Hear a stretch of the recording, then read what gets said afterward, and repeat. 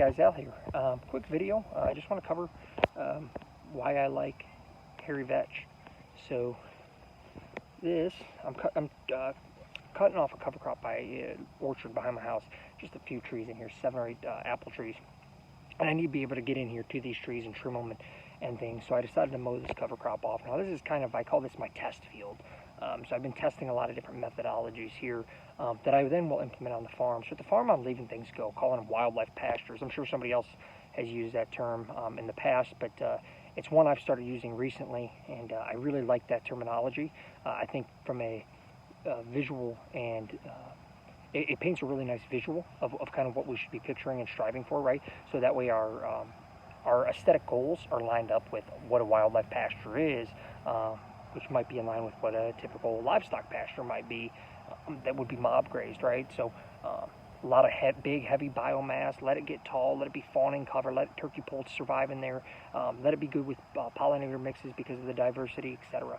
But let me get back to the topic again. Why I like Hairy Vetch? This is why. So that was inside of an exclusion fence, so it was able to achieve ideal growing conditions, and it creates just an absolute ton of biomass. So there are some other things to consider about Hairy Vetch.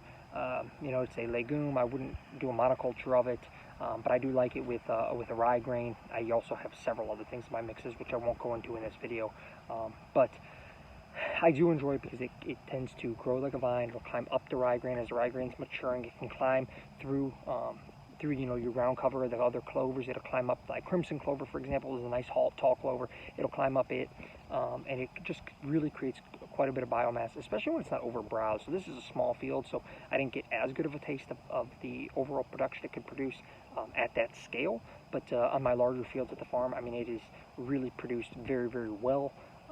And I'm really, really happy with it. So just a quick tip, and some of the reasons I like Hairy Vetch: it's a great biomass producer. It's a nice thing to add from a diversity perspective. It is a legume, so you get the benefits of those root exudates as well as the ability to fix atmospheric nitrogen, which you should be able to achieve through diversity anyways without just having legumes, according to Dr. Christine Jones.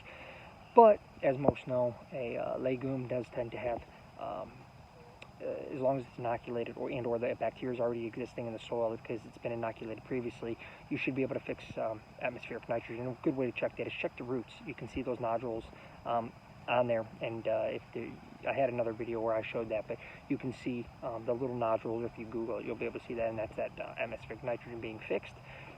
So just a quick tip on why I like Hairy Vetch, guys. Get outside. If you do enjoy this, please share, subscribe, like, follow along. Build Better Soil on Instagram, Build Better Soil Facebook group. We're trying to keep this for farmers, gardeners, wildlife food plotters, etc.